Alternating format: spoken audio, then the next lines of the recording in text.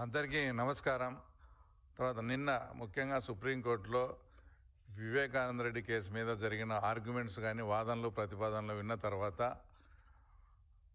రాష్ట్ర ప్రజలకు కొద్దిగా వివరణ ఇచ్చేందుకు నేను ఈ ప్రెస్ మీట్ పెట్టడం జరిగింది. అంటే అందరూ కూడా రాష్ట్ర ప్రజలు కూడా ఈ మధ్యకాలంలో అసలు వివేకానంద రెడ్డి కేసు ఏమన్నా కోల్డ్ స్టోరేజ్కి వెళ్ళిందా, దాని మీద ఏది పురోగతి తర్వాత ఏది కనిపించడం లేదని, అంటే నిజంగా ఏదైతే ప్రజాస్వామ్యవాదులు కానీ అంతా కూడా అహింసావాదులు కానీ అంటే ఏం జరుగుతోంది, ఈ కేసు ఇంత నిర్దాక్షిణ్యంగా చేసినా కూడా ఈ కేసు అమీతుమీ తేల్చకుండా కోల్డ్ స్టోరేజ్లో పడిందా అనే అనుమానం కూడా అందరికీ వచ్చింది. దానికి తోడు సునీత గారు ఏదైతే ఫైట్ చేస్తున్నారో, అంటే అక్కడ ఉండే ముద్దాయిలు ఎవరైతే ఉన్నారో ఆ ముద్దాయిలంతా బయట ఉండి స్వేచ్ఛగా తిరుగుతూ సాక్షులను ప్రభావితం చేస్తూ సాక్షులను ఆ తర్వాత బెదిరిస్తూ ఉన్నారు. కాబట్టి నేను ఏదైతే న్యాయ పోరాటం చేస్తానో తర్వాత దానికి చాలా అడ్డంకిగా మారుతోందని ఆమె సుప్రీంకోర్టుకు, అంటే పలానా వల్ల బెయిల్ రద్దు చేయాలని కూడా ఆమె సుప్రీంకోర్టుకు వెళ్ళడంతో నిన్న వచ్చేసి ఆర్గ్యుమెంట్స్ స్టార్ట్ అయినాయి. ఆ ఆర్గ్యుమెంట్స్లో వచ్చేసి ప్రధానంగా అంటే సిద్ధార్థ లూత్రా గారు, అంటే సునీత తరపు న్యాయవాది గారు ఆర్గ్యుమెంట్ చేసిన విధానం ఏంటంటే, సుప్రీంకోర్టు గైడ్లైన్స్ ప్రకారము మీరు ఒక కాల పరిమితి విధించారు. ఆ కాల పరిమితి విధించడం వల్లనే సిబిఐ వాళ్ళు క్లోజర్, అంటే ఈ ఇన్వెస్టిగేషన్ అయిపోయిందని క్లోజర్ వేశారు. ఇప్పుడు మీరేమన్నా సిబిఐకు డైరెక్షన్ ఇవ్వండి ఈ కాల పరిమితి మీద.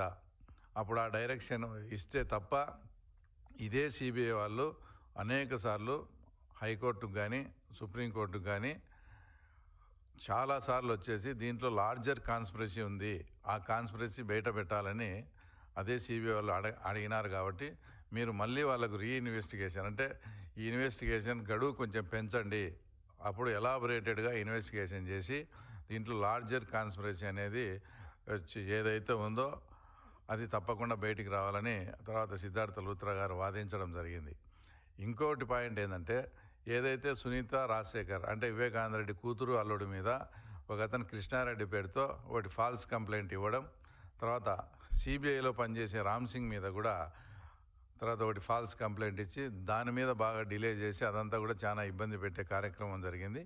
అవి కూడా అత్యున్నత న్యాయస్థానం సుప్రీంకోర్టు దృష్టికి తీసుకురావడంతో ఆ రెండు కేసులు కూడా ఫాల్స్ కేసెస్, వీటిని క్వాష్ చేస్తున్నామని కూడా చెప్పడం, అలాగే దాంట్లో రిటర్న్గా రాయడంలో కూడా ఇవి కేవలం చాలా దురుద్దేశపూర్వకంగా ఈ కేసులు వీళ్ళపై పెట్టడం జరిగింది అని కూడా అత్యున్నత న్యాయస్థానం కామెంట్ చేసింది. అంటే దీన్ని బట్టి వాళ్ళ అధికారాన్ని ఆ రోజుల్లో స్టేట్ గవర్నమెంట్ అధికారాన్ని ఏ విధంగా ఉపయోగించుకున్నారో కూడా దేశ అత్యున్నత న్నాయస్థానం దాంట్లో క్లియర్గా అంతా కూడా వివరించడం జరిగింది. తర్వాత ఏదైతే ముద్దాయిల తరపున ఉన్నారో వాళ్ళ లాయర్, డిఫెన్స్ లాయరు ఇప్పటికే ఒక్కొక్కరు 2 సంవత్సరాలు తర్వాత 3 సంవత్సరాలు లోపల ఉన్నారు.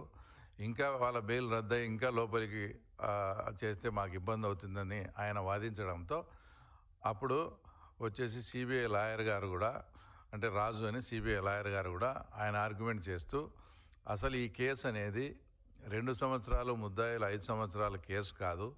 ఈ కేసును అప్పట్లో సాక్ష్యాలు నీట్గా తురిపేయడం కానీ, ఆ తర్వాత మొదటిగా దాని ఆత్మహత్యగా చిత్రీకరించడం కానీ, తర్వాత సాక్ష్యాలను చెరిపేయడం, తర్వాత కుట్లు వేయడం, ఇవన్నీ చూస్తే అసలు వీళ్ళకు 2 ఏళ్ళు 5 ఏళ్ళు కాదు, ఇది మరణశిక్ష వరకు పోయే కేసు ఇది.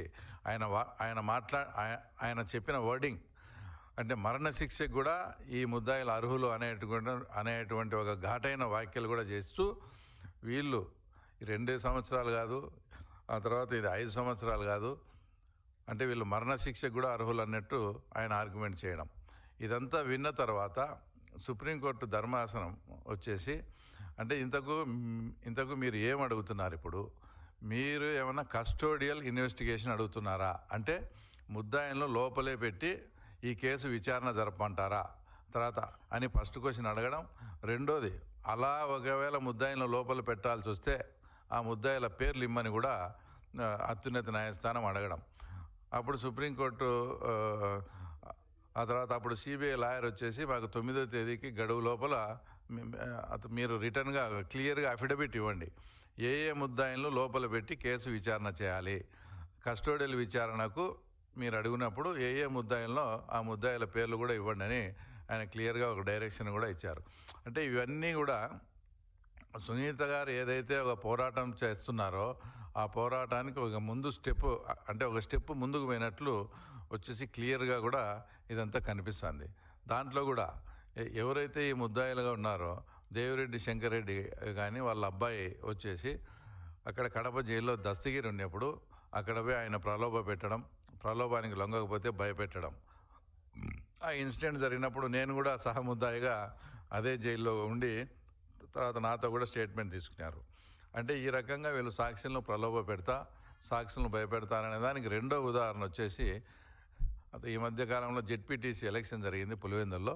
అక్కడ విశ్వనాథ్ రెడ్డి అనే అతన్ని కూడా దేవిరెడ్డి శంకర్ రెడ్డి అనేక మార్లు ఫోన్ చేసి బెదిరించారని అది కూడా ఒక కంప్లైంట్ రికార్డ్ అయ్యి అది కూడా కేసు కూడా రిజిస్టర్ అయింది. అంటే ఇవన్నీ ఎందుకు చెప్పాల్సి వస్తుందంటే వాళ్ళు బయట ఉండి ఈ రకంగా సాక్షులను కానీ ఇంకో రకంగా కానీ ప్రలోభాలకు గురి చేయడం, భయపెట్టడం చేస్తున్నారనే వచ్చే సునీత గారు ఏదైతే వాదన చేస్తున్నారో ఆ వాదన ఖచ్చితంగా నిజమవుతూ ఇదంతా చూస్తే సునీత గారు ఏదైతే న్యాయ పోరాటం చేస్తూ ఉన్నారో వచ్చేసి దానికి తగ్గ ఫలితం వచ్చేసి తొందరలోనే రాబోతుందనే దానికి, ఎందుకంటే సుప్రీంకోర్టు కూడా ఆ తర్వాత సిబిఐ వాళ్ళ లాయర్ కూడా ఏం చెప్పారంటే ఇదంతా మాట్లాడుతూ total master mind is Avinash Reddy అని కూడా ఆయన కామెంట్ చేయడం జరిగింది. అంటే దీంట్లో కర్త కర్మ క్రియ అంతా కూడా అవినాష్ రెడ్డికి తెలిసే జరిగింది.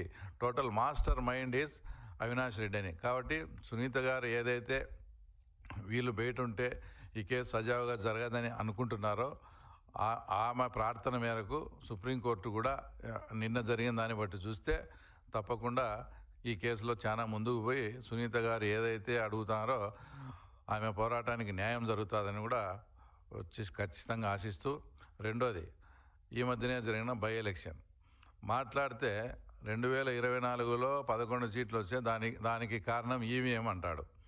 నిన్న జరిగిన దాంట్లో డిపాజిట్ కూడా రాలే పులివెందుల జెడ్పీటీసీ.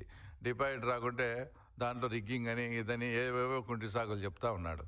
ఎంత నీచానికి దిగజారినారంటే 5,000 10,000 అంటే పులివెందుల మండలంలో ఓటర్లను కాకుండా వేరే వాళ్ళకు డబ్బులు ఇచ్చి సాక్షివాడు 5,000 ఇచ్చేది, సాక్షివాడు మైకు పెట్టేది, ఆ రోజు నేను ఓటు వేయలేదు అని చెప్పించే కార్యక్రమం. అసలు అందులో అట్లా మాట్లాడించేటప్పుడు ఒకటి క్లియర్గా ఒక వీడియోలో కనంపల్లి అనే గ్రామంలో ఇట్లా జరిగిందని మాట్లాడింది పులివెందుల మున్సిపాలిటీకి చెందిన ఓటర్స్. అంటే వాళ్ళు మొన్న జరిగిన ఎలక్షన్స్లో ఓటర్సే కారు, అది కూడా మేమంతా కూడా అది క్లియర్గా కూడా ప్రూఫ్ చేయడం కూడా జరిగింది.